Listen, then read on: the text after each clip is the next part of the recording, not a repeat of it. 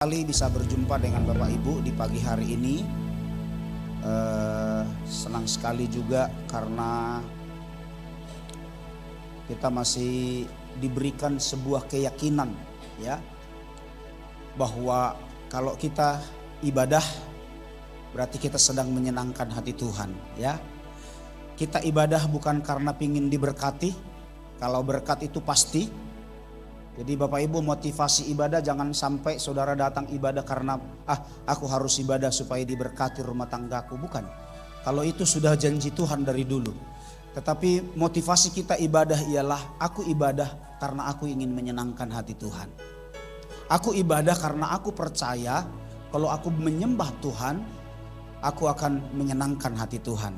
Itu tujuan ibadah ya. Bapak Ibu jangan datang ibadah asa dipasu-pasu debata nahu ula, biar Tuhan memberkati apa yang kukerjakan ya. Ya, ibadah kita bukan hanya sekedar itu. Karena kalau soal berkat itu pasti Tuhan siapkan bagi orang-orang yang bertaruh harap padanya. Amin. Tetapi ayo, motivasi ibadah kita sekarang ialah saya ingin beribadah karena saya ingin menyenangkan hati Tuhan. Kenapa saya ingin menyenangkan hati Tuhan? Karena kalau sampai saat ini Tuhan berikan aku nafas, ya, kalau aku masih bisa menghirup udara, menghirup oksigen dengan bebas tanpa harus bayar oksigen ya, yang pakai tabung ya. Bapak Ibu bersyukur ya. Tujuan kita datang ibadah itu adalah bersyukur pada Tuhan. Ya. Kita bisa lihat Tuhan berikan kita kemampuan untuk bernafas, Tuhan berikan kita kesehatan, Tuhan berikan kita kesempatan untuk melayani Dia. Wah, inilah yang membuat kita harus setia dalam beribadah ya. Amin. Haleluya. Nah Bapak Ibu, di minggu yang pertama di bulan 2 atau di bulan Februari, kita akan bicara tentang iman yang hidup. Jadi tema kita di bulan ini ialah iman yang hidup. Nah, iman yang hidup ini akan kita bahas dengan 4 judul khotbah di bulan ini. Ya, di minggu pertama, minggu sekarang ialah kita bicara tentang iman dan kekudusan seorang Henokh. Ya, ini akan kita bahas hari ini. Jadi bagaimana supaya iman kita itu hidup? Karena iman tanpa perbuatan mati. Ya, jadi bagaimana biar iman kita hidup? Yang pertama dikatakan iman dan kekudusan Henokh. Kita akan belajar hari ini. Minggu depan kita akan bicara tentang iman dan tindakan. Jadi iman dengan action seorang Musa. Ya, iman dan tindakan Musa ya. Lalu di minggu ketiga nanti kita akan bicara tentang iman dan mujizat Elia ya.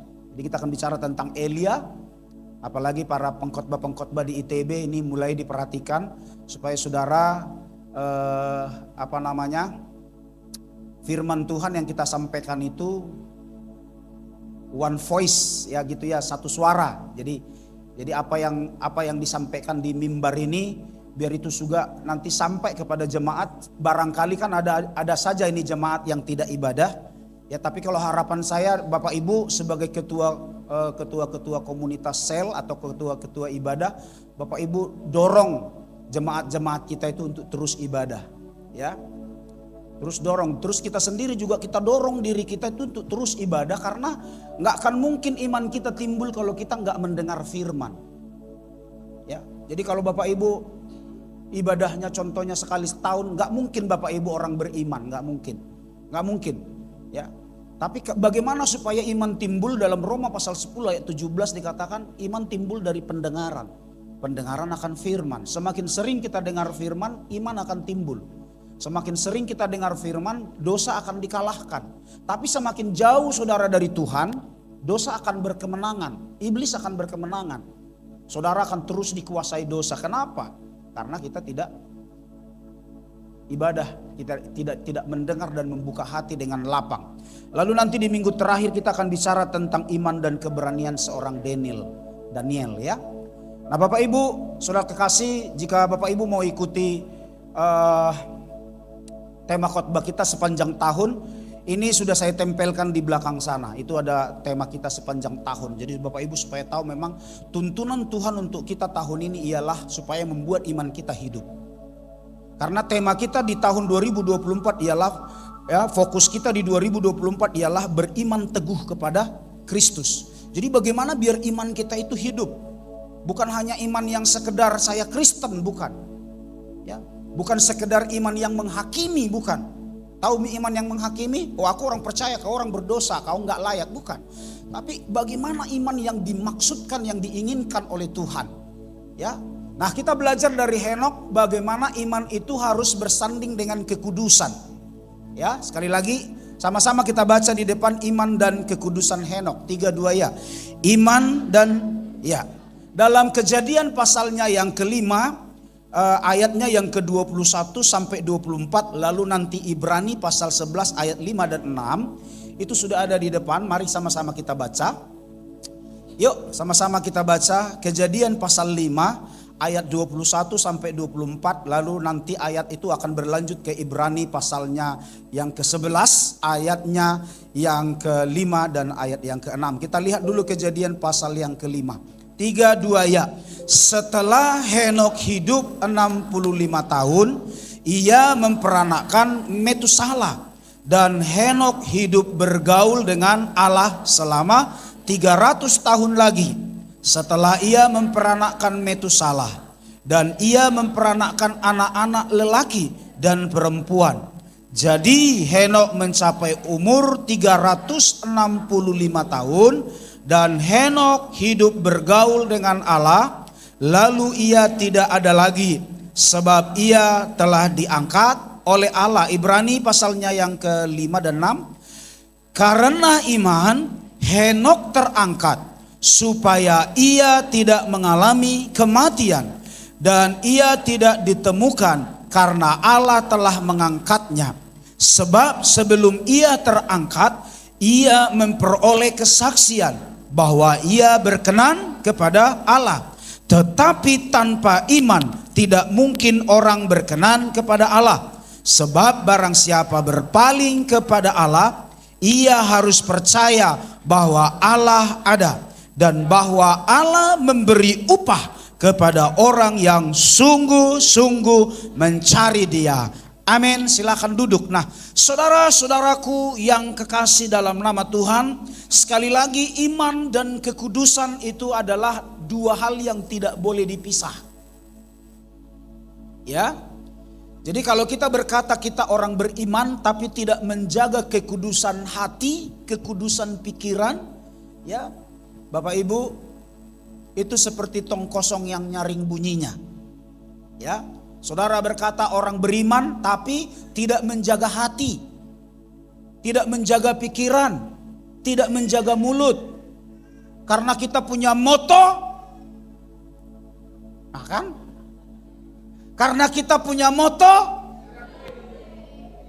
alah, ya Allah, ya Allah. Ayo, padahal singkat-singkat loh, sengaja saya bikin singkat. Yuk, moto tidak pelit, tidak menggosip, tidak cuek, on fire. Coba ulang, moto tidak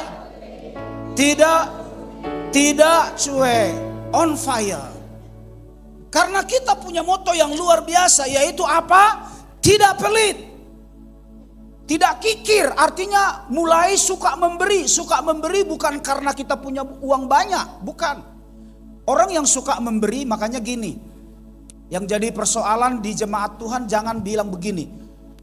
Jangan pernah ingin memberi tapi memandang kepada orang. Tahu maksudnya memberi memandang kepada orang? Jadi maksudnya gini, ih dia aja uangnya banyak enggak memberi, apalagi aku. Bapak Ibu, ada, maaf nih saya terjemahkan, ada bahasa Batak lagu bilang begini, jalo madiho, jalo diau. Opung Daniel mungkin hafal lagu ini. Jalo madiau, jalo diho. Ya, minta samamu, ku minta sama aku. Jadi dalam hal memberi, dalam hal meminta pada Tuhan itu urusan masing-masing. Jadi jangan sampai saudara bilang begini, dia aja uangnya banyak enggak ada ngasih, saya orangnya miskin. Oh, Bapak Ibu, Anda akan rugi sendiri. Ya. Itu sebabnya Bapak Ibu, yuk masing-masing kita mau memberi, mau berkorban, mau beribadah, enggak ada urusan dengan orang lain. Kalau misalnya lah di jemaat kita ini orang terkaya di seluruh dunia yang asetnya Bapak Ibu mungkin sekian miliar dolar Amerika, Bapak Ibu, seandainya itu pun ibadah di sini dan dia pelit tidak mau memberi, Bapak Ibu jangan pernah berpengaruh kepada dia. Karena masing-masing kita punya urusan dengan Tuhan. Jadi jangan pernah urusan dengan si A, si B, jangan, rugi Bapak Ibu. Ya, kalau lihat Bapak Ibu janda itu cuman 2 peser yang dia punya, tapi semuanya dia berikan. Bagi Tuhan pemberiannya lebih banyak daripada orang-orang kaya yang datang pada waktu itu. Orang-orang kaya bilang, kamu beli pemberianmu kok cuma 2 peser. Tapi Tuhan bilang apa? Apa yang dia berikan itu lebih banyak dari apa yang kau berikan. Karena apa? Dia memberi seluruh hidupnya. Jadi bukan soal banyak. Nah sekali lagi Bapak Ibu, iman dan kekudusan itu berkaitan erat. Di sini kita melihat atau belajar atau meneladani seorang Henokh. Bapak Ibu next. Di tengah-tengah, saudara perhatikan, di tengah-tengah dunia yang gelap, di tengah-tengah dunia yang jahat, ya, di tengah-tengah dunia yang hari ini tidak karu-karuan, ya.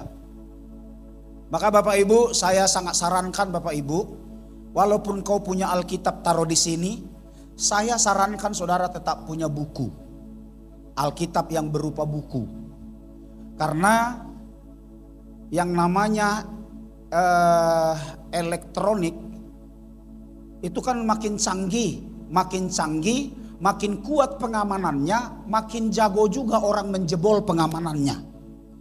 Ya, makin canggih alat itu, makin rentan juga dengan virus. Sehingga suatu kali nanti Bapak Ibu, apa yang Alkitab yang ada di sini bisa aja tiba-tiba hilang.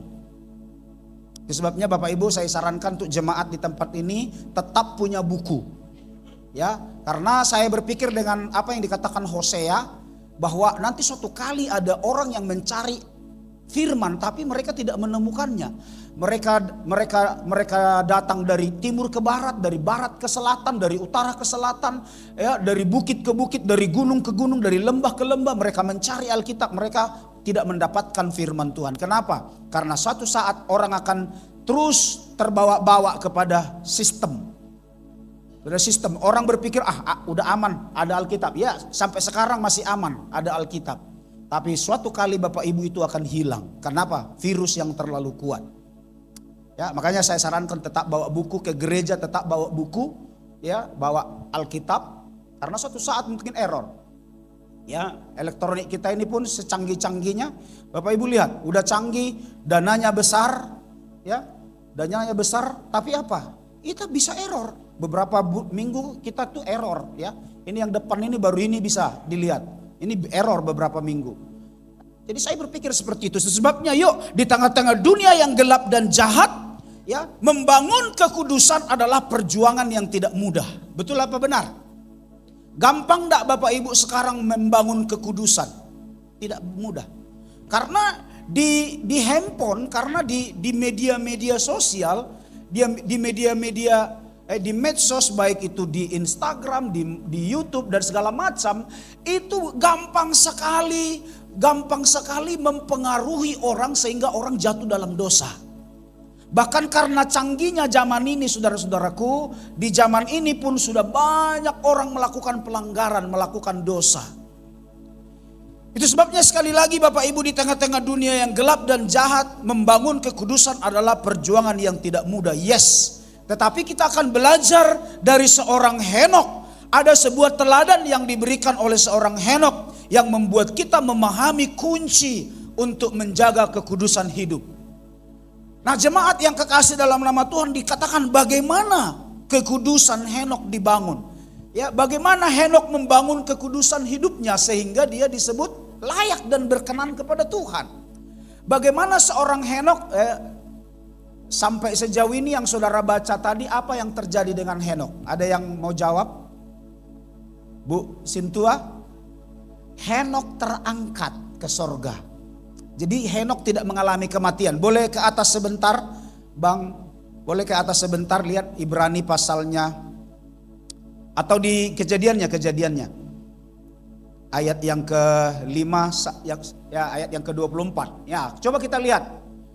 23, 32 ya. Jadi, baca yuk sama-sama. Di depan ada 32 ya. Jadi Henokh mencapai umur 365 tahun dan Henok hidup bergaul dengan Allah. Lalu tiba-tiba dia hilang, tidak ada lagi sebab ia terangkat. Jadi Henok nggak pernah mengalami kematian. Luar biasa ya. Kalau semua manusia rata-rata mati baru nanti pada kedatangan Yesus kedua kali dibangkitkan dari kubur. Itu di dalam Korintus dijelaskan. Tapi Henok tidak mengalami kematian. Ada beberapa orang di Alkitab yang tidak mengalami kematian. Henok, lalu kemudian nanti Musa. Musa tiba-tiba di gunung, ya. Kita tidak tahu dia ada di mana karena dia nggak pernah kembali turun lagi dari gunung. Makanya Yosua yang melanjutkan perjalanan bangsa Israel menuju Kanaan. Lalu kemudian nanti Elia. Kalau Elia jelas dia dijemput pakai kereta kuda. Nah saudara-saudaraku, ada orang-orang yang tidak pernah mati. Dan sampai sekarang mereka tidak mati. Kenapa? Karena sekarang mereka ada bersama dengan Bapa di sorga. Mereka membantu Tuhan Yesus untuk mempersiapkan tempat bagi kita. Mereka ada di sorga, berbahagia di sorga. Dan tidak pernah mati. Nah kalau orang-orang lain pasti mati. Lalu nanti bangkit kembali. Kecuali pada hari kedatangan Yesus kedua kali. Kalau pada hari Yesus kedatangannya kedua kali nggak ada kematian. Tubuh manusia diubah. Tiba-tiba nanti sangkakala bunyi tut. Orang nggak mati lagi. Orang tuh tiba-tiba terangkat sebagian. Yang terangkat nanti akan bersama dengan Bapa. Akan bersama dengan Yesus di padang gurun. Kita nggak tahu padang gurun seperti apa yang dipersiapkan Yesus. Tapi yang tinggal berarti dia akan mempertanggungjawabkan imannya dengan darahnya sendiri. Ya, nanti Bapak Ibu berdoa supaya kita bikin lagi SMK atau saya murid Kristus, supaya di situ nanti saya jelaskan pengajarannya seperti apa nanti kedatangan Yesus kedua kali. Ya, nah saudara-saudaraku, sekali lagi dikatakan apa yang dialami Henok. Henok luar biasa terangkat. Nah next kita lihat ke depannya. Di tengah-tengah dunia teladan apa yang diberikan oleh Henok? Yang pertama, ya next satu lagi. Yang pertama teladan yang diberikan oleh Henok ayatnya yang ke-22. Sama-sama kita baca dan Henok 3:2 ya. Dan Henok hidup bergaul dengan Allah selama 300 tahun lagi setelah ia memperanakkan Metusala dan ia memperanakkan anak laki-laki. Dan umur berapa tadi Henok mulai bergaul dengan Allah? Sebenarnya mulai dari kecil, tapi umur 65 itu pergaulannya dengan Tuhan itu semakin erat. Siapa di sini yang sudah berumur 65? Dan Tuhan bilang ketika Henok bergaul dengan Allah di umur 65, Tuhan masih berikan kesempatan untuk dia hidup di dunia 300 tahun lagi. Jadi total hidupnya Henok di dunia itu 365. Banyak gak umurnya? Berapa? 365. Banyak gak? Ada di sini yang pingin hidup 365 tahun? Atau seperti pepatah itu bilang aku mau hidup 1000 tahun lagi? Bisa nggak nanti suatu saat manusia hidup di dunia 1000 tahun? Bisa. Di zaman apa? Di pengakuan iman Gereja Betel Indonesia akan ada kerajaan 1000 tahun di dunia. Di situ kita akan ngalamin itu. Jadi nanti kalau menurut jalur Alkitab gini, akan ada pengangkatan, habis diangkat di padang gurun, dilayani sendiri oleh Yesus. Nah setelah itu nanti kembali ke bumi. Kembali ke bumi, maka Yesus mendirikan kerajaan 1000 tahun. Nah waktu Yesus mendirikan kerajaan 1000 tahun, itulah lagu orang Batak itu dikatakan dangadong bemuse hamatean. Tidak ada lagi kematian di sana. Di dunia, iya di bumi yang sama. Tetapi dari bumi ini udah dicabut dosa. Dari bumi ini udah dihancurkan iblis. Sehingga yang ada di bumi ini nanti kedamaian. Makanya disebut 1000 tahun damai. Masih ingat kan? Di pengakuan iman kita kan? Ada kerajaan 1000 tahun damai. Jadi Bapak Ibu nanti suatu saat yang penting Bapak Ibu alami indahnya pergaulan dengan Tuhan. Amin. Seperti Henokh hidup bergaul dengan Allah. Henokh bergaul. Next, coba lihat next.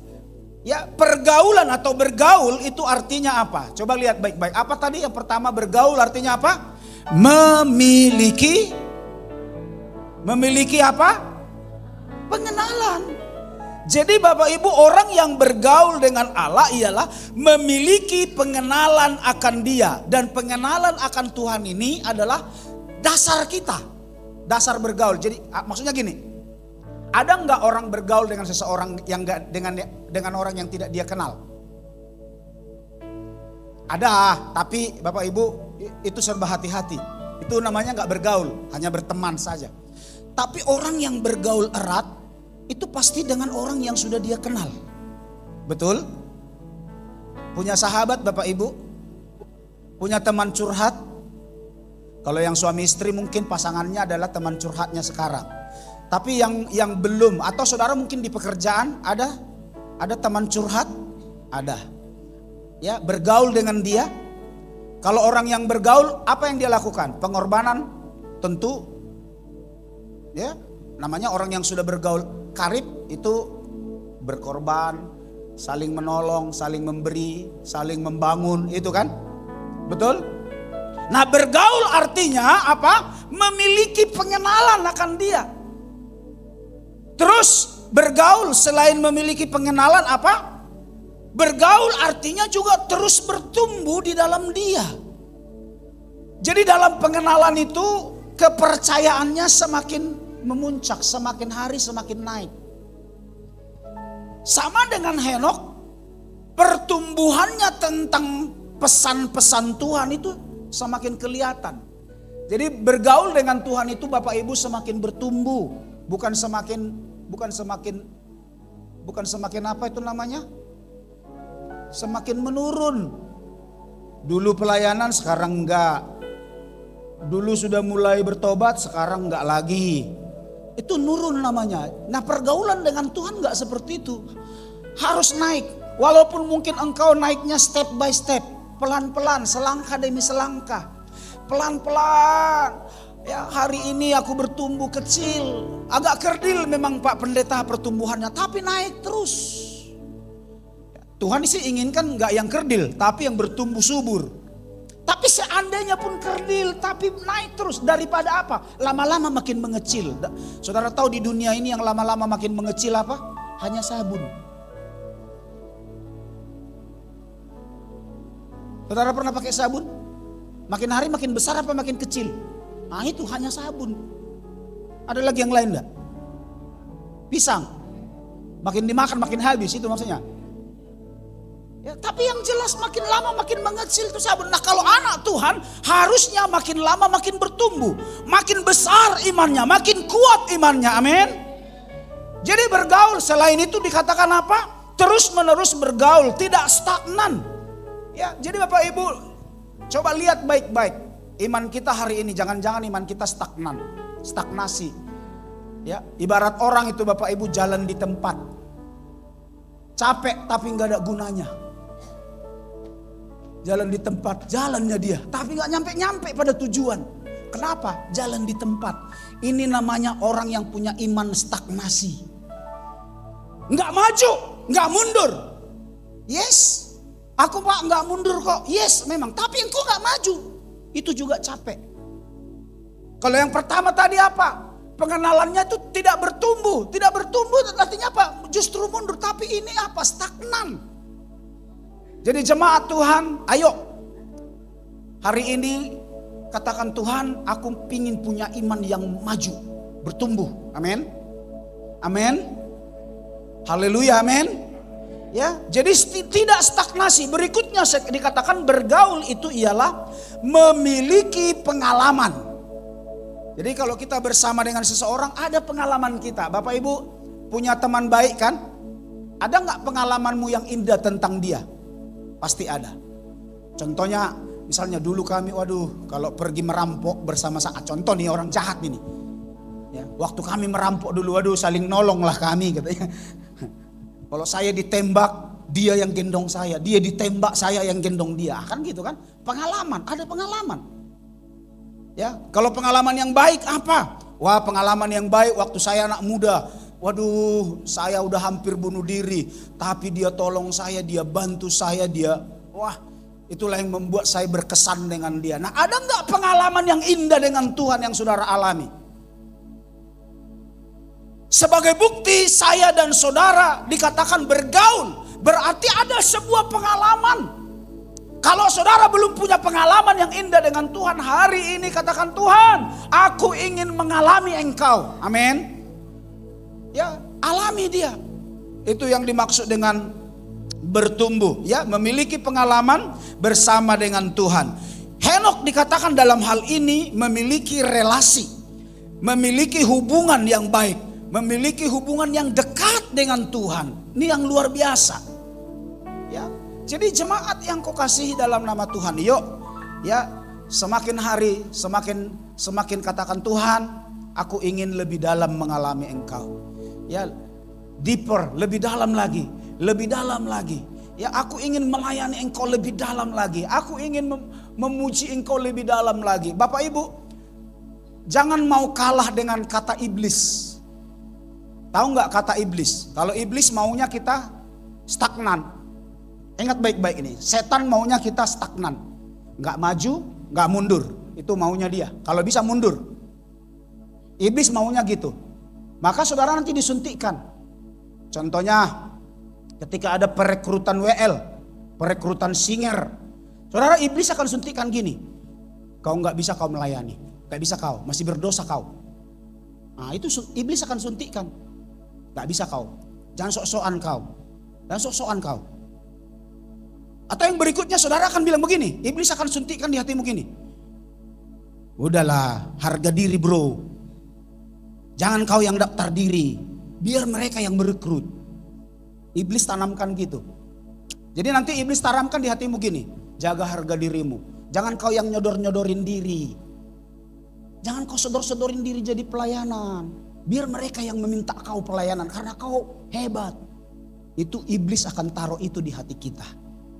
Ingat, maka kenapa Bapak Ibu di gereja kita bilang daftarkan diri Anda satu. Kita nggak ngerti talentamu di bidang mana. Yang kedua, supaya kerendahan hati kita itu teruji. Mengapa kita bilang daftarkan diri Anda mulai datang berdoa. Kenapa? Karena ini sedang menguji kerendahan hati. Nah, kalau saudara yang misalnya direkrut, diambil, udahlah kamulah ini nah. Nanti Bapak Ibu akan bilang begini, ketika engkau melakukan kesalahan saudara akan bilang apa? Kan kalian yang rekrut saya, bukan saya yang mengajukan diri. Kesombongan akan semakin muncul. Mengapa kita bilang yuk rendahkan hati, datang ibadah, datang daftarkan diri, datang kau melayani Tuhan. Supaya tujuannya apa? Tujuannya engkau bisa berjalan maju dalam iman. Bukan mundur, bahkan bukan stagnan. Bukan seperti orang yang berjalan di tempat. Engkau capek, engkau lelah, habis semuanya, dayamu habis. Engkau haus gak orang yang berjalan di tempat? Lapar gak? Capek gak? Yes, capek. Capek, kau capek, tapi engkau tidak maju dalam iman. Nah, ini tidak ada di dalam diri Henokh. Itu sebabnya saya bilang Henokh kita jadikan sebagai teladan. Teladan yang pertama yang kita dapatkan dari Henokh apa? Henokh seorang yang bergaul dengan Tuhan. Yo Bapak Ibu, belajar hidup bergaul dengan Tuhan. Saudara, bicara tentang hidup bergaul dengan Tuhan, ada satu ayat di dalam Mazmur pasal 25 ayat 14. Tidak ada saya tulis di depan, tapi tiba-tiba saya teringat, saya baca begini. Mazmur 25 ayat 14 dibilang begini. Tuhan bergaul karib dengan orang yang takut akan Dia. Thank you, sudah dibantu. Yuk mari sama-sama kita baca. 3, 2 ya. Tuhan bergaul karib dengan orang yang, yes, Tuhan akan bergaul ketika kita takut akan Dia. Pertanyaan saya, mau gak bergaul karib dengan Tuhan? Nanti kita akan lihat berkat apa yang dialami Henokh ketika dia bergaul dengan Tuhan. Itu luar biasa. Tuhan bergaul karib dengan orang yang takut akan Dia. Dan apalagi?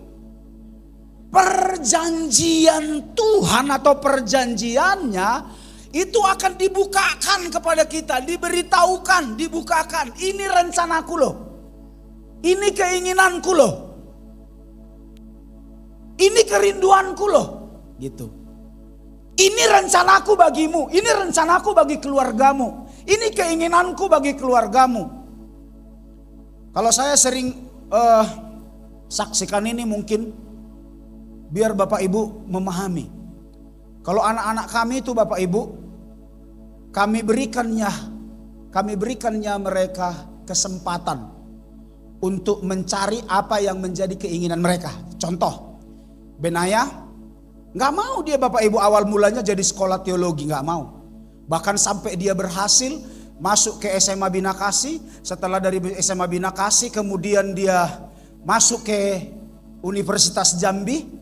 Dia ambil sistem informatika. Karena memang kalau ini bicara tentang bisnis, sistem informatika ini adalah jalurnya. Ya, bisnis online, bisnis segala macam itu sistem informatika itulah jalurnya. Ya, awal mulanya dia pingin jadi pebisnis.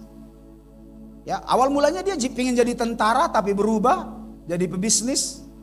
Ya, tetapi walaupun kami beri kesempatan, kami selalu bilang begini. Kalau ditanya Bapak, kerinduan kami ialah kamu menjadi pelayan Tuhan. VB. Sampai dia suatu kali berontak karena kami taruh dia sekolah di EPMM. Dia udah diterima di SMA 4, SMA Negeri 4 kok di sini aja lah nak, kami bilang. Ya. Lalu Bapak Ibu, tujuan dia juga kalau enggak saya ambil SMK tapi yang tata boga. Gitu ya. Dia pokoknya punya kerinduan yang luar biasa, pingin jadi apa barista, apa itu istilahnya, tukang masak lah segala macam, tukang racik-racik minuman. Tapi kami bilang, kami pingin kau juga melayani. Kau nanti bisa aja jadi barista, belajar di YouTube kan bisa. Itu kita arahkan. Tapi puji Tuhan. Kenapa? Karena di dalam otak kami, dalam pikiran kami harus mengarahkan anak kami kepada hal yang benar. Menurut pandangan kami. Kenapa? Ketika kita berdoa, kita minta Tuhan, anak-anak yang kau anugerahkan ke kami ini mau jadi apa? Ya, jadi Bapak Ibu mari, baik yang masih pasangan muda, bahkan yang belum berpasangan, dan yang sudah anaknya sudah, pokoknya harus ada di sini. Anakku mau jadi apa? Ke depan anakku mau jadi apa? Cintia Bapak Ibu. Ya, pokoknya kami arahin. Sesuai dengan talentanya kami arahin. Kenapa? Karena Tuhan bilang apa? Aku akan membukakan, aku akan memberitahukan kepada mereka apa yang menjadi rencanaku. Tapi syaratnya apa? Bagaimana kita tahu apa rencana Tuhan bagi anak-anak kita? Bagaimana kita tahu apa yang menjadi rencana Tuhan bagi gereja ini? Ya, di saat kita bergaul dengan Tuhan. Waktu saya berdoa Bapak Ibu, Tuhan bilang kamu harus melayani. Jadi ketika ada orang bilang begini, Bapak Gembala ini misinya terus yang mau kita ikuti. Jadi misi kita kapan? Pertanyaan saya, saudara punya misi ya? Jadi kalau tujuanmu adalah ekonomi rumah tanggamu, itu namanya bukan misi. Itu misi pribadi. Yang kita maksud nih misinya Tuhan. Kalau misinya saya untuk cari uang, saya kembali lagi berdagang. Kalau misinya saya mau cari uang, ya berdagang Bapak Ibu lumayan tuh penghasilannya. Ya, jadi Bapak Ibu nih harus paham. Saya berdagang atau saya usaha lagi bisa.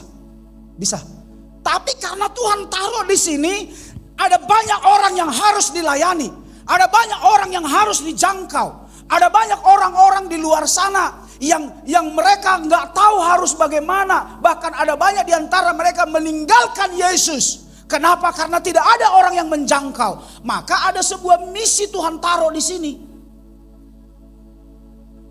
Untuk mendirikan rumah Tuhan, membangun rumah Tuhan. Ya, ada tempat-tempat lain yang bisa kita jangkau lagi. Jemaat yang di sini sudah bisa kita gembalakan sendiri. Ya, kita sudah bisa saling menolong. Sudah ada koordinator-koordinator, ada penatua-penatua yang kita angkat yang bisa membantu menggembalakan Bapak Ibu. Ada tempat yang harus kita buka, ada pelayanan yang harus kita buka, dan tujuannya bukan bisnis. Jadi kalau saudara bilang misi kami kapan?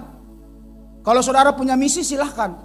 Artinya saudara ingin menyelamatkan jiwa, satu jiwa tetanggamu, oke silahkan. Tapi kalau saudara bilang misi kami, rumah tangga kami, keluarga kami, kapan kami tolong, itu namanya bukan misi. Ya, itu namanya pertanggungjawaban untuk anak-anak dan anak-anak dan istri, ya, untuk keluarga. Silakan. Maka ketika saya bicara misi berarti tujuannya apa? Menyelamatkan jiwa. Jadi jemaat ini harus tahu. Jadi kalau saya bicara tentang misi itu penyelamatan jiwa. Jadi kalau dibilang misi Bapak Gembala ini diikuti. Jadi misi siapa yang mau saudara ikuti? Gembala lain. Saudara tergembala di gereja ini. Tuhan punya maksud dalam hidupmu. Untuk mendukung, membantu bagaimana bisa jiwa diselamatkan. Anda saudara mungkin tidak bisa pergi ke sana jadi penginjil. Dari rumah ke rumah saudara injili orang, gak bisa. Tapi dengan kau sisihkan sedikit danamu, ada rumah Tuhan dibangun di sana, engkau sudah termasuk penginjil. Paham Bapak Ibu? Paham Bapak Ibu? Kau sisihkan 2.000, 5.000, 10.000 danamu. Lalu ada rumah Tuhan kita bisa bangun di sana. Ketika ada rumah Tuhan dibangun di sana, ada orang yang tadinya berkata, nggak ada gereja di sini, aku pindah agama aja. Bapak Ibu, kemarin saya ke rumahnya Bapak Laia di divisi 1 ya, C11. Saya teringat dulu pernah juga kita sempat bikin ibadah di sana. Di situ dulu ada Simbolon yang baru Tambunan, yang sekarang tinggal di Dasal, dan ada beberapa orang Jawa yang Kristen. Tapi nggak tahu sekarang kemana mereka. Jangan-jangan sudah berpindah keyakinan. Dan Bapak Laia cerita ada beberapa orang Batak di sini Pak, tapi sudah pindah keyakinan. Bapak Ibu tahu, karena tidak ada tempat ibadah di sana. Nggak ada yang menjangkau mereka. Ya, bahkan bukan hanya di sana. Saya kunjungi beberapa tempat. Saya sangat sedih Bapak Ibu ketika melihat mereka apa ini orang Batak, ini orang ini. Ini orang dari Pulau Nias ini. Sekarang mereka semua apa? Mereka semua berpindah keyakinan. Kenapa? Tidak ada rumah Tuhan di sana, tidak ada yang mengingatkan mereka. Kenapa? Karena iman timbul dari pendengaran. Mereka nggak pernah dengar lagi tentang Yesus. Yang mereka dengar ialah tentang yang lain. Maka yang lain inilah yang muncul di hatinya. Itu sebabnya kenapa gereja harus bermisi. Kenapa gereja harus bangun rumah ibadah di mana-mana, supaya apa? Supaya dengan adanya rumah ibadah di sana, ada pelayanan di sana, orang diselamatkan. Amin. Ayo bangun Bapak Ibu. Iman kita harus bangun. Seperti Henok, teruslah bergaul dengan Tuhan. Supaya apa? Kalau Bapak Ibu tidak pernah bergaul dengan Tuhan, Anda tidak akan tahu apa maksud Tuhan. Ya, coba bergaul dengan Tuhan. Waktu menyembah, waktu memuliakan Tuhan, hatimu dijamah. Pada waktu itulah engkau akan tahu apa maksud dan tujuan Tuhan. Yang kedua, mari kita lihat next. Ya.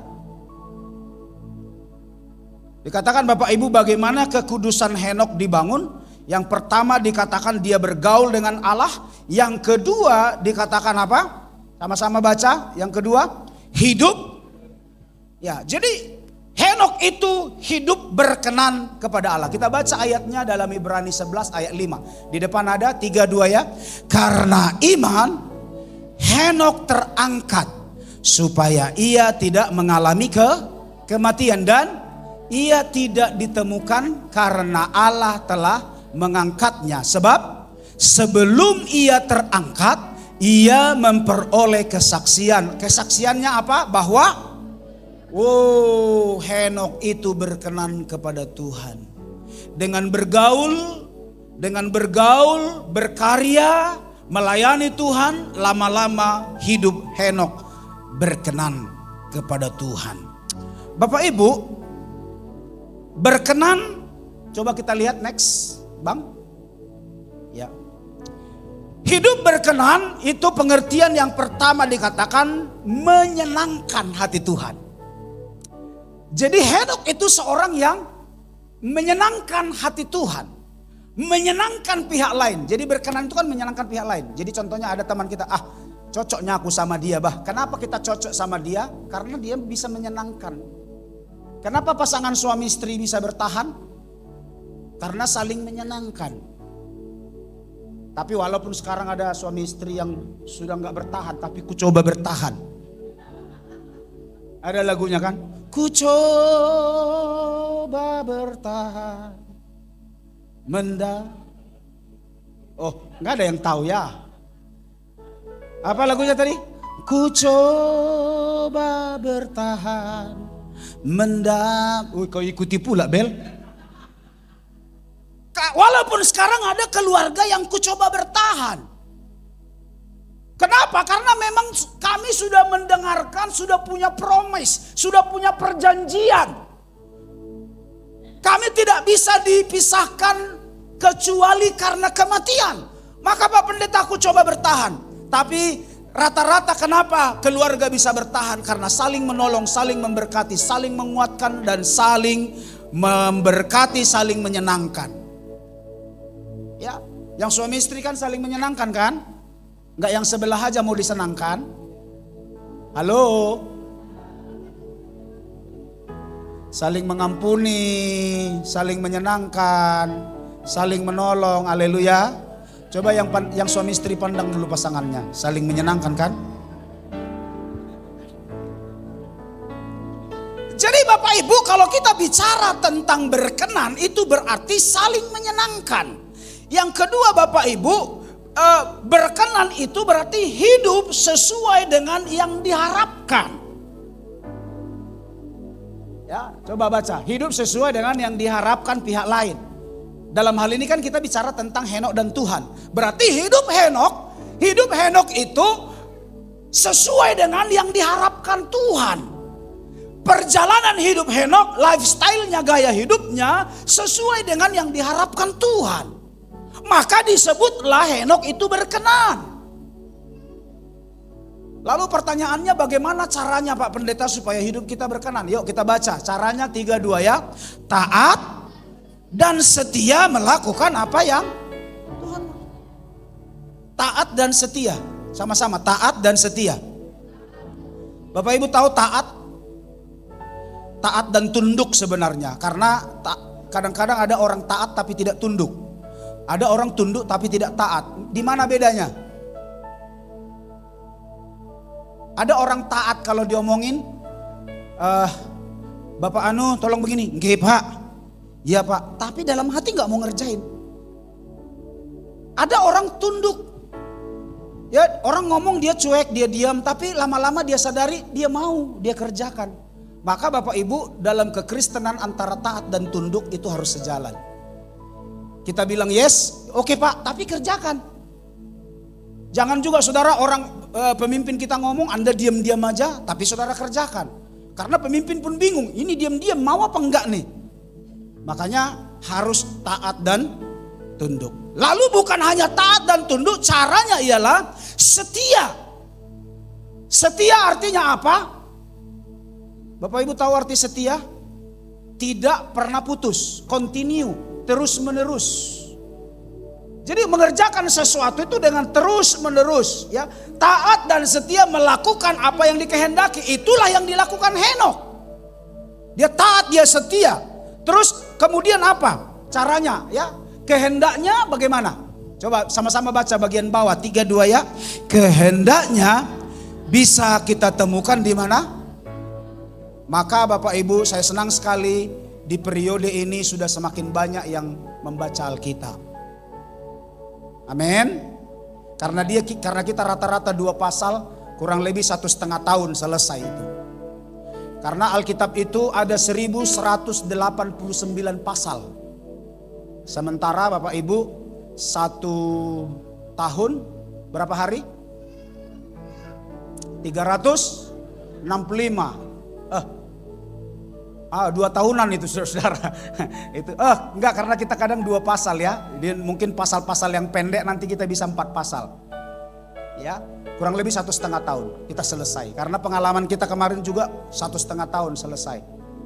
Jadi saya bersyukur sekali dengan program ini. Jemaat di tempat ini yang mau ngikuti, udah ada yang sampai 5 kali bolak-balik membaca Alkitab. Ya kan, syukur.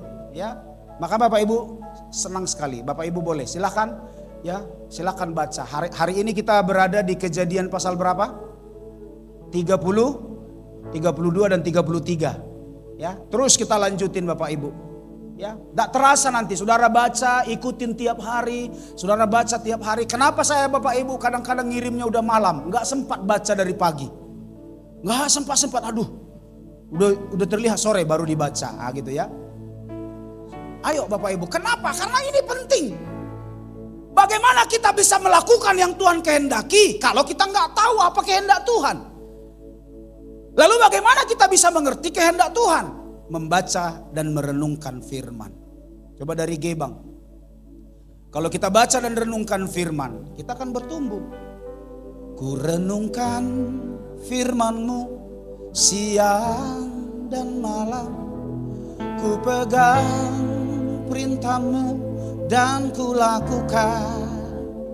Engkau tahu ya Tuhan, tujuan hidupku hanyalah untuk menyenangkan hati-Mu. Yaitu orang yang berkenan, tujuan hidupnya ialah menyenangkan hati Tuhan. Amin. Nah, saudara-saudaraku yang kekasihi dalam nama Tuhan, next Bapak Ibu ada satu catatan di situ, ada satu catatan sebagai kesimpulan di poin yang kedua. Mari sama-sama kita baca 3-2 ya. Semakin hidup kita selaras dengan firman, semakin kita berada pada posisi yang berkenan kepada Tuhan. Semakin hidup kita selaras sama dengan firman, mencoba untuk melakukan firman, berjuang untuk melakukan firman, semakin selaras dengan Tuhan, semakin berkenan hidup kita di hadapan Tuhan. Amin.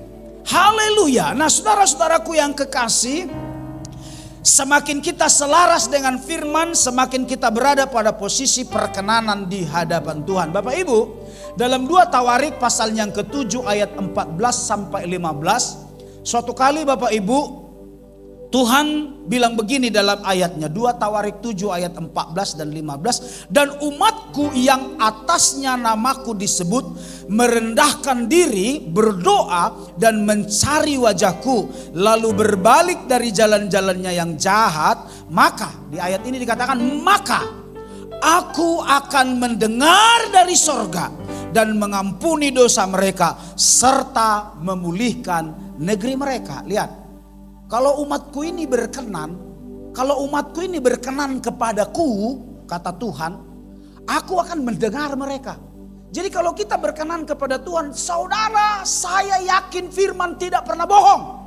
Kalau hidup kita berkenan kepada Tuhan, apapun yang kau inginkan, selagi itu realistis dengan hidupmu, itu pasti Tuhan berikan. Yang penting Bapak Ibu jangan meminta yang berlebihan. Misalnya rumah kita masih ngontrak, saudara minta helikopter. Lalu saudara mau parkir di mana?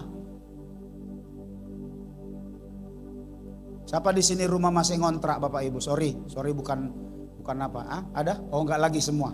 Atau udah punya rumah pribadi, kayak Ibu Anju contohnya, minta helikopter. Lalu di mana mau diparkir? Mau kau parkir di rumah wah itu, terbang semua apanya? Sengnya mendangdangi kita. Maka realistislah. Kalaupun kita sudah takut akan Tuhan, permintaan kita realistis gitu ya. Kita minta sesuai dengan apa yang menjadi kebutuhan kita, pasti Tuhan berikan.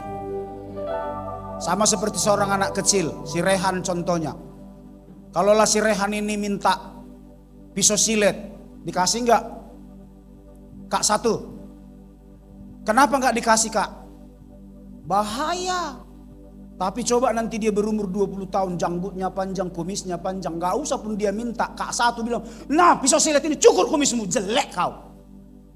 Betul enggak? Kalau sudah memang menjadi kebutuhan keperluan kita, Tuhan pasti beri. Amin. Itu sebabnya sekali lagi, ayo belajar hidup selaras dengan Tuhan. Ayat 15, coba sekali lagi, satu lagi ayat 15. Sekarang lihat, orang yang berkenan kepada Tuhan, Tuhan bilang begini, sama-sama baca 3-2 ya. Sekarang mataku terbuka. Ini ku di sini Tuhan loh. Sekarang mataku terbuka dan telingaku menaruh perhatian kepada doa dari si Polan. Kenapa? Karena si Polan berkenan kepada Tuhan. Sekali lagi, Kalau hidup kita udah berkenan, percayalah Tuhan akan menolong, Tuhan akan memberkati. Bapak Ibu, perkenanan Daud itu juga menjadi sebuah tantangan kepada Salomo. Karena apa? Ayat ini diberikan di masa Salomo. Tapi Tuhan bilang begini, di zaman ayahmu Daud, aku berkenan. Kenapa? Karena Daud sampai dia bangun rumah doa, pondok Daud.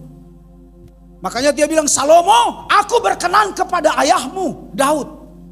Kerinduan yang sama aku rindukan supaya Salomo juga berkenan kepada Tuhan. Sekali lagi, ayo kita berjuang untuk bisa kita hidup selaras dengan firman. Terakhir, next di PPT. Terakhir saudara-saudaraku, apa yang dilakukan oleh Henokh sehingga dia bisa membangun perkenanan kepada Tuhan, membangun kekudusannya. Pertama, dia terus bergaul dengan Tuhan. Yang kedua, apa yang dilakukan Henokh ialah dia terus hidup berkenan kepada Tuhan, membangun penyembahannya, membangun pujiannya. Dia membaca Alkitab, merenungkan firman setiap hari. Dia bercakap-cakap dengan Tuhan. Yang ketiga, apa yang dilakukan Henokh supaya hidupnya terbangun, kekudusannya terbangun, keperkenanannya terbangun. Ya, yang terakhir dikatakan Ibrani pasalnya yang ke-11 ayat yang ke-6. Mari sama-sama kita baca. Terbaca semuanya? Yuk, 3-2 ya. Tetapi tanpa iman apa? Tidak mungkin seorang berkenan kepada Allah. Sebab barang siapa apa? Berpaling kepada Allah, ia harus percaya bahwa Allah ada dan bahwa Allah memberi upah kepada orang yang sungguh-sungguh mencari Dia. Bapak Ibu lihat, ada yang saya berikan huruf tebal, yang warna hitam, apa tulisannya? Berpaling. Jadi bilang gini, barang siapa yang berpaling kepada Tuhan, artinya apa? Banyak orang kan sudah Kristen tapi tidak pernah mengenal Tuhan dan tidak pernah berpaling pada Tuhan. Hanya Kristen, kenapa? Karena orang tuanya Kristen. Tapi Tuhan bilang barang siapa yang berpaling pada Tuhan, artinya apa? Dia menyerahkan dirinya kepada Tuhan. Dia menyerahkan hidupnya kepada Tuhan, percaya pada Tuhan. Nah, barang siapa yang berpaling kepada Allah, ia harus percaya. Lihat, orang yang sudah ada di dalam Tuhan itu maksudnya harus percaya. Satu apa? Harus percaya bahwa Allah ada. Percaya nggak Bapak Ibu bahwa Tuhan ada? Di mana Allah ada? Sekarang di mana Tuhan ada? Di hati. Kalau saudara pergi ke kebun, ada Tuhan di sana? Kalau saudara berenang di laut, ada Tuhan di sana? Ada. Maka ada satu lagu lama Bapak Ibu. Kiri kananku ada Tuhan, sekelilingku ada Tuhan. Dalam hidupku ada Tuhan, Yesus selalu bersamaku. Ya. Jadi orang yang berpaling pada Tuhan, jangan pernah berpikir bahwa Tuhan tidak ada bersamamu. Maka saya selalu bilang orang yang takut akan Tuhan adalah orang yang menganggap bahwa ada Tuhan bersama dengan dia 24 jam. Sehingga tidak ada kesempatan untuk kita melakukan dosa. Kenapa saudaraku nggak takut melakukan dosa? Karena engkau tidak berpikir bahwa Tuhan ada di sampingmu dan Tuhan sedang sakit hati. Tuhan sedang sedih sebenarnya. Waktu kita melakukan dosa Tuhan nangis. Tapi kita nggak bisa imani, kita nggak bisa lihat. Ketika saudara memberontak Tuhan nangis. Ketika saudara menggosip Tuhan nangis. Makanya moto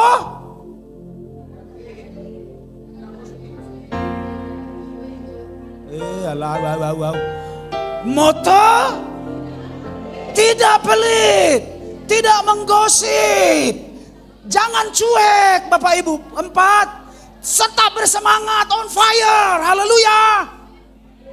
Itu ada orang bilang begini, Pak gak mau aku ngomong moto Pak. Kenapa? Nanti aku gak mau berjanji. Moto itu bukan janji, tetapi itu memacu kita supaya kita melakukan hal yang sama. Jadi saya gak bilang promise, saya gak bilang janji. Janji ya tidak pelit, enggak, saya gak janji. Saya nggak ngajak saudara berjanji karena Nazar, janji kalau enggak dikerjakan dosa. Tapi kalau moto atau yel-yel itu artinya sedang memacu diri kita supaya kita tidak pelit. Sedang memacu diri kita supaya kita tidak menggosip. Artinya apa? Pak, bagaimana sampai tadi pagi pun saya masih menggosip? Ya, itu proses. Lama-lama hilang. Amin. Enggak ada yang amin ya. Proses. Dosa enggak Pak saya gosip? Sebenarnya sih, tapi karena proses. Karena kan apa? Karena selama ini banyak orang tuh nggak tahu lah kenapa. Orang yang sukaan gosip, ngomongin orang. Rasanya ada kepuasan kayaknya udah ngomongin orang ya. Zaman sekarang saya mau ajak Bapak Ibu, omongilah orang, tapi yang baik-baiknya. Supaya puas kan? Karena memang kayaknya kalau nggak ngomongin orang rasanya nggak puas. Maka sekarang saya perbolehkan, tapi ngomongi yang positif. Kalau yang saya maksud tidak gosip, jangan gosip. Kalau gosip kan itu pasti negatif maksudnya. Menggosip. Menjelekkan orang. Nah, kalau saudara mau ngomongin orang, omongilah kebaikannya. Bisa bilang amin?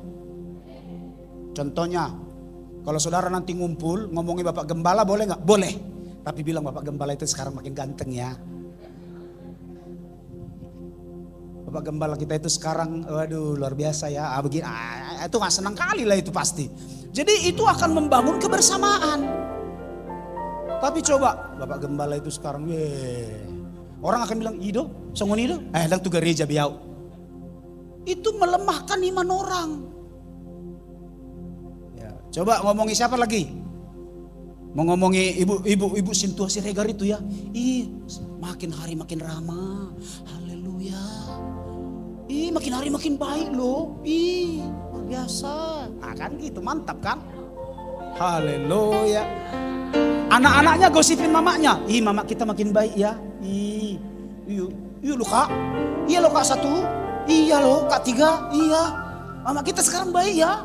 Iya. Padahal baru dimarahin ini. Oh iya mama kita sekarang makin baik ya. Oh iya. Saudara, saya temukan ada sebuah video. Jadi ada seorang apa itu Pak yang bantu-bantu bikin infus, perawat ya. Nah, ada seorang wanita, seorang perawat, waktu dia ngasih infus nggak dapat, sehingga cucuannya ada beberapa. Yang dicucu ini bapak-bapak. Tiba-tiba udah marah bapak ini, dibawalah perawat ini mendekati manajernya. Jadi coba ini perawatmu nih bagaimana? Lalu manajernya ini marah, itu kenapa seperti itu? Saudara tahu apa yang dilakukan perawat perempuan ini? Dia bilang begini, padahal dia tahu sebenarnya dia lagi belajar gak bisa. Tapi karena kata-katanya orang gak marah. Apa kata-katanya? Saudara tahu gak?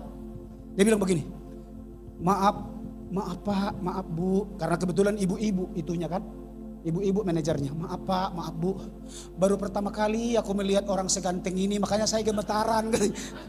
Saudara masih marah gak bapak itu? Langsung bakar, udahlah, udah dibilang ganteng saudara-saudara. Paham maksud saya kan? Jadi perempuan ini nggak tahu lagi mau ngomong apa, tapi kalimatnya menyelamatkan dia. Dia bilang begini, maaf bapak ya, padahal memang karena nggak tahu dia cara nyucuknya di mana. Maaf Pak ya, saya gemetaran nyucuknya karena baru pertama kali aku melihat orang seganteng ini katanya. Si bapak bilang, sudahlah, dia pergi. Lalu kemudian si ibu ini marah. Ini gimana pertanggungjawabannya? Kamu ini harus, ayo jawab, kenapa diam? Karena dia diam, dimarahi dia diam. Tapi tahu dah apa kalimatnya? Maaf Bu, mamaku ngajarin nggak boleh menjawab orang yang lemah lembut bicaranya. langsung datang, udah menang kau, pergilah. Nah, karena dia bilang si ibu tadi udah cantik lembut suaranya. Padahal kan keras ini kan. Ini gimana kamu ini?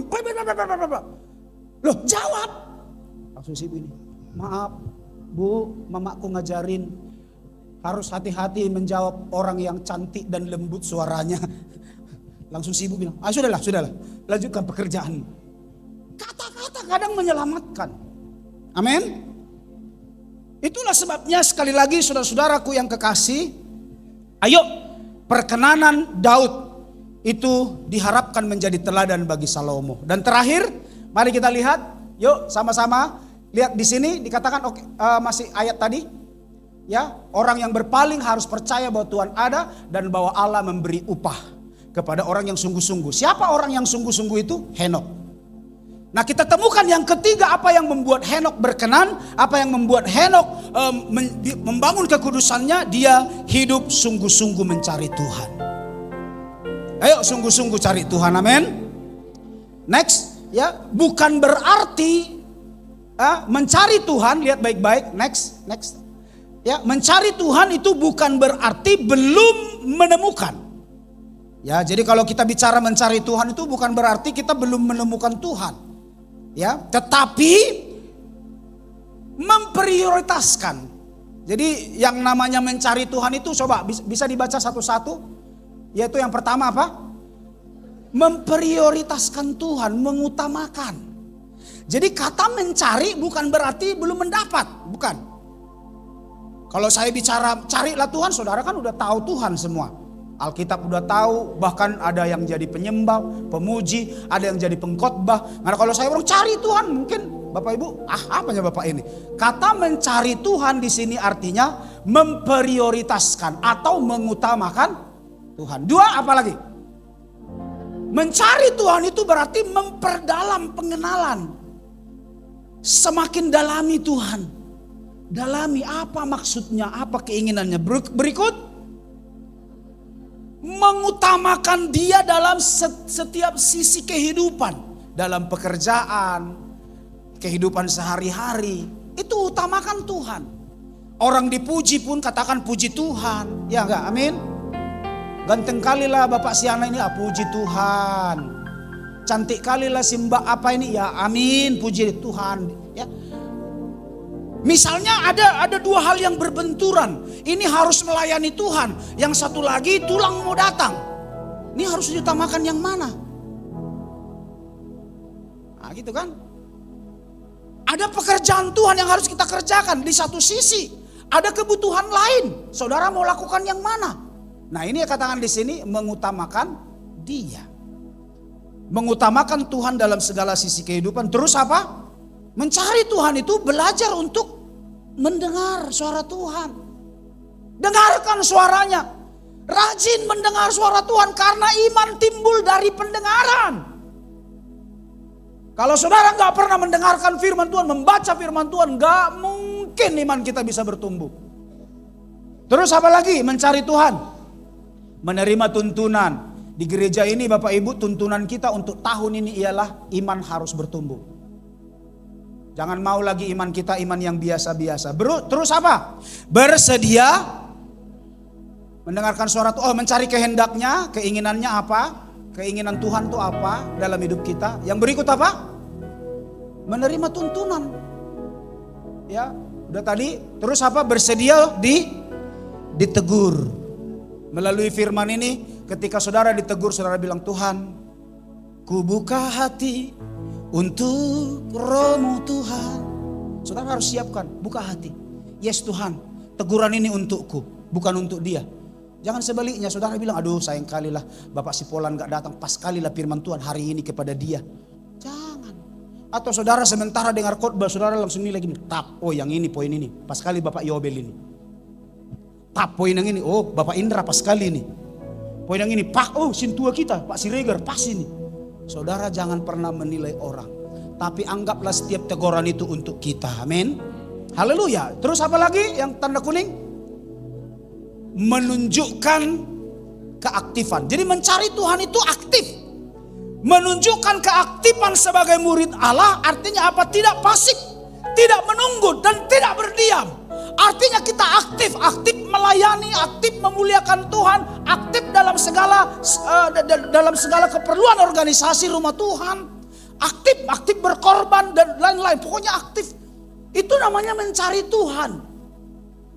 Bapak Ibu, ada satu contoh di dalam Alkitab yang aktif mencari Tuhan. Next, ya nggak perlu dibaca ya, karena saya percaya Bapak Ibu udah tahu kisah ini.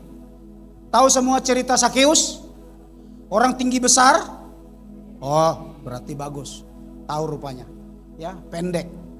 Tapi dia seorang kepala pemungut cukai. Saudara, apa yang dilakukan Sakeus, Ya. Apa bentuk usaha Sakeus supaya dia berkenan? Ya. Apa bentuk usahanya? Coba lihat. Yang pertama bentuk usahanya supaya dia berkenan di mata Tuhan. Yang pertama, dia berusaha menerobos kerumunan. Betul tak? Jadi waktu mau mencari Tuhan sampai dia cari cara bagaimana biar dia bisa lihat Yesus. Bagaimana biar bisa berjumpa dengan Yesus. Nah zaman sekarang banyak orang nggak aktif. Berdiam. Mau cari Tuhan udahlah. Malah lebih fokus dengan media sosial. Sehingga Yesus semakin jauh. Sedangkan semakin kita cari, mungkin dia bisa semakin menjauh. Karena ada banyak orang yang mencari dia. Ada banyak orang yang ingin berjumpa dengan dia. Sementara kita nggak peduli. Bapak Ibu saya mau kasih tahu. Lama-lama engkau akan semakin jauh dari Tuhan. Maka apa yang dilakukan Sakeus? Usaha untuk berkenan. Dia berusaha terobos kerumunan. Artinya apa? Dari sekian banyak orang yang coba mencari Yesus, dia ingin yang terdepan mencari Yesus. Amin. Yang berikut dikatakan berlari mendahului, itu sama. Ingin menjadi yang terdepan. Mencari Tuhan itu gini. Tuhan, aku mau mencari Tuhan, aku mau berlomba, aku mau jadi orang yang terdepan. Bapak Ibu jangan mau dibilang dibisikkan iblis begini. Ih si Panggaron. Sok-sokan kali. Melayani Tuhan itu biasa-biasa aja. Di gereja itu biasa-biasa aja. Itu iblis. Saya mau bilang. Karena Tuhan gak mau kita menjadi biasa-biasa. Tuhan mau kita luar biasa. Amin. Jadi kalau ada bisikan yang bilang, udahlah biasa-biasa aja lah. Saudara berarti engkau sedang dapat bisikan iblis. Lihat Sakeus demi berkenan kepada Tuhan. Dia berlari mendahului. Bahkan apa yang tidak pernah dilakukannya. Memanjat pohon. Dengan pakaian yang sebagus itu. Jubah yang indah, pemungut cukai, pendek. Sorry Bapak Ibu, dalam bahasa sendiri dikatakan bukan hanya pendek tapi gendut.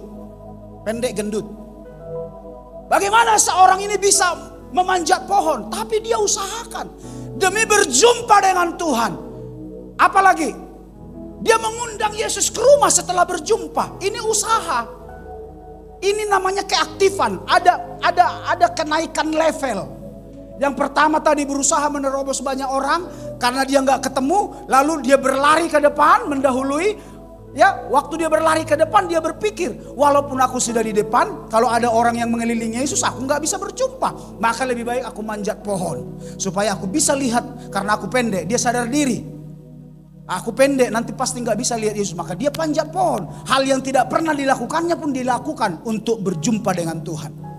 Coba pertanyaan saya. Ada nggak hal-hal yang saudara belum pernah lakukan? Saudara lakukan demi berjumpa dengan Yesus. Dan itu Sakeus lakukan.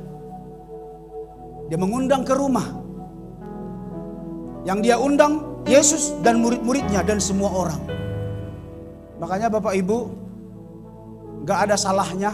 Ini menjadi sebuah tradisi yang harus kita kerjakan. Ketika kita misalnya mau syukuran di rumah, mengundang orang itu tidak salah. Dan itu Sakeus lakukan. Dan bukan hanya mengundang, dia ambil hartanya. Lalu dia bilang, setengah dari milikku akan kuberikan kepada orang miskin. Artinya apa? Ada action, ada tindakan. Berjumpa dengan Tuhan itu bukan sekedar kata-kata.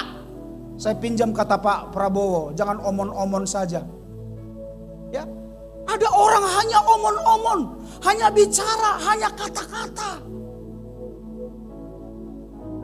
Tapi dia bilang setengah dari hartaku kuberikan. Lalu dia bilang kalau ada yang pernah kuperas, kukembalikan 4 kali lipat. Dia rela menjadi 0, tidak punya apa-apa demi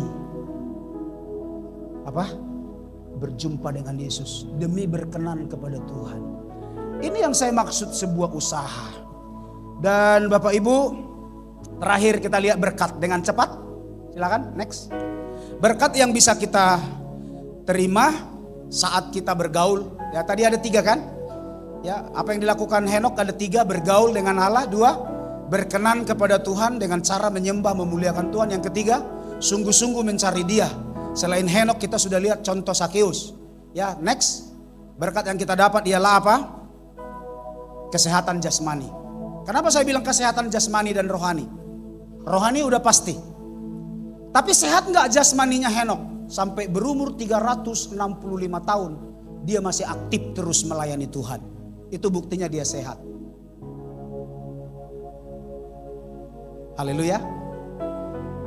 Saudara perhatikan, saat dia bergaul dia aktif kan? Orang yang aktif biasanya orang yang sehat. Ada nggak orang yang nggak sehat aktif? Nggak bisa. Kalau aktif, lihat anak-anak kita. Kenapa anak-anak kita lari sana lari sini? Ya karena sehat. Coba lagi demam. Nggak bisa. Jadi Tuhan janji apa? Kalau hidup kita bergaul dengan Tuhan, berkenan dengan Tuhan, mencari Tuhan dengan sungguh-sungguh, Tuhan berikan kita kesehatan. Saya bilang amin. 2. Next. Tuhan akan mengangkat kita.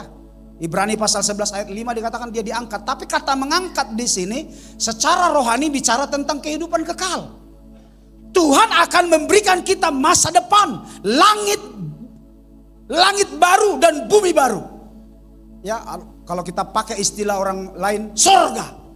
Kalau Alkitab sebenarnya tepatnya menyebutnya langit baru dan bumi yang baru. Ya. Jadi Tuhan akan mengangkat kita, membawa kita kepada kehidupan yang kekal. Artinya langit baru dan bumi baru akan menjadi bagian kita.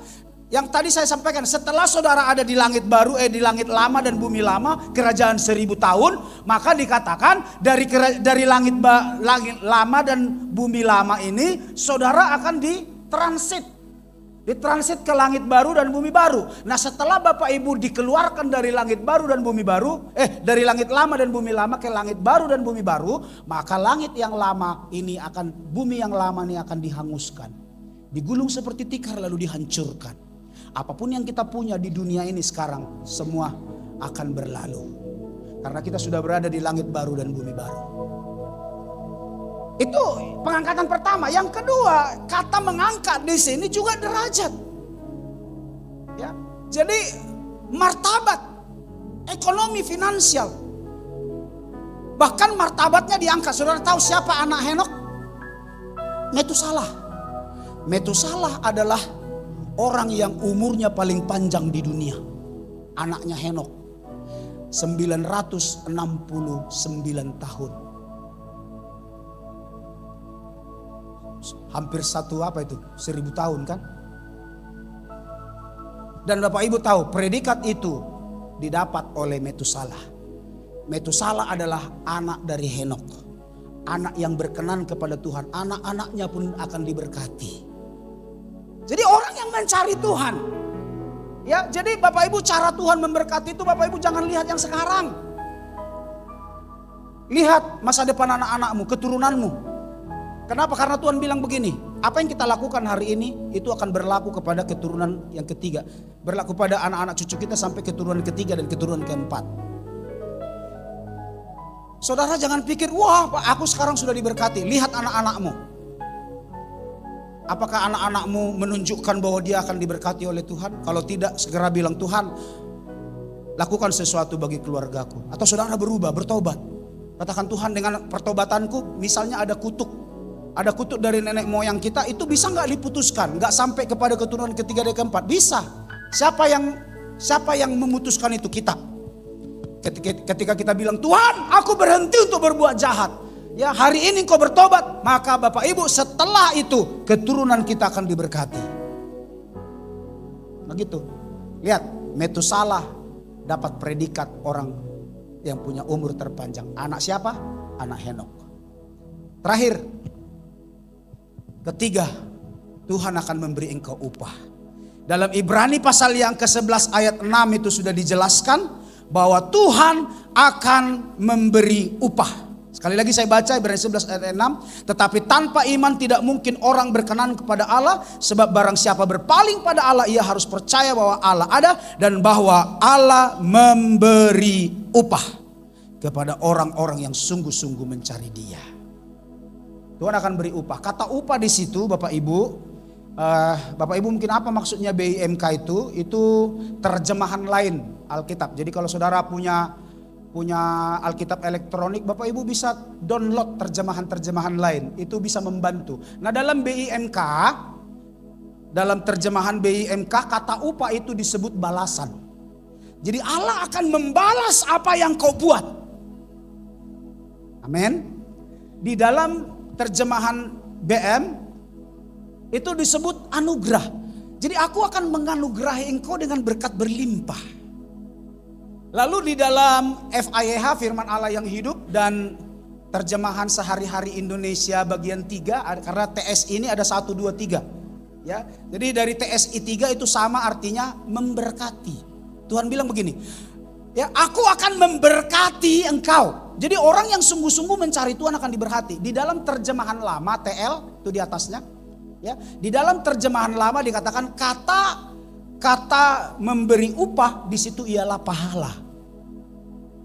Jadi saudara-saudara, Tuhan akan beri kita pahala, upah, apalagi anugerah, balasan yang setimpal. Semoga jemaat Tuhan diberkati dengan luar biasa. Amin. Kita belajar yuk dari Henokh. Kita katakan, Tuhan bantu aku, biar aku bisa seperti yang Tuhan mau. Amin. Seperti yang Tuhan inginkan. Henokh menjaga kekudusannya dengan 3 langkah, yaitu bergaul dengan Tuhan dengan segenap hati. Yang kedua, dia berusaha untuk hidup berkenan kepada Tuhan dengan berdoa, menyembah, mencari Tuhan. Dan yang ketiga, ya, Henokh hidup sungguh-sungguh dalam mencari Tuhan. Itu enggak, apa ya namanya sungguh-sungguh itu kayak mana ya Bapak Ibu ya? Terjemahan lagi dalam itu serius gitu ya. Jadi bukan hari ini semangat, minggu depan tidak. Jadi serius itu, sungguh-sungguh itu naik level Bapak Ibu, lihat. Naik level. Jadi jangan stagnan di sini gitu. Harus naik lagi. Jadi iman kita itu meningkat gitu loh. Jangan justru makin hari makin hancur.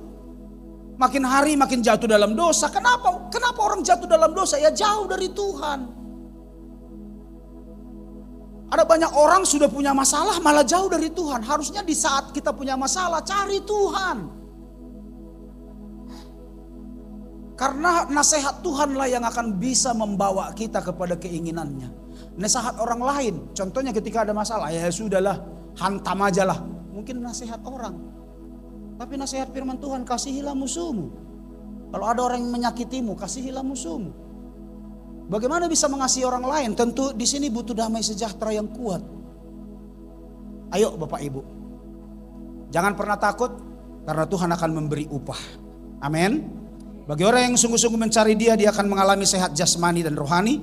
Bagi orang yang sungguh-sungguh mencari Tuhan, dikatakan Tuhan akan mengangkat, ya, mengangkat derajatmu, mengangkat martabatmu, mengangkat ekonomimu dan lain-lain. Yang ketiga, Tuhan akan memberi kita upah, atau yang kita sebut dengan pahala, atau kita sebut dengan balasan, atau yang kita sebut dengan anugerah, atau yang kita sebut dengan berkat, blessing. Tuhan akan memberkati kita berlimpah-limpah. Amin.